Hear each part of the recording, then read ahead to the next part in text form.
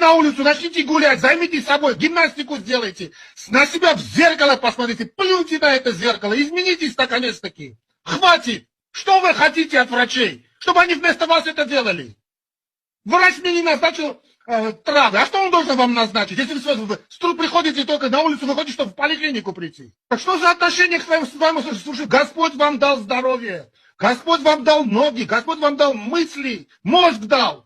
Если вы хотите жить долгую, счастливую, здоровую жизнь, не надейтесь на врачей. Врачи вашим здоровьем не занимаются, они занимаются болезнями, а не здоровьем. Этот кретин тоже пошел, сдал анализы. У меня, видите ли, витамин D понижен. Мозги у тебя понижены. Вы затягиваете сигарету, вам становится плохо. Вы тушите эту сигарету, все проходит, и все идеально. Потом он опять затягивается, ему опять становится плохо. И он задается вопросом, что ему делать? Открой окно, выбросись, блядь.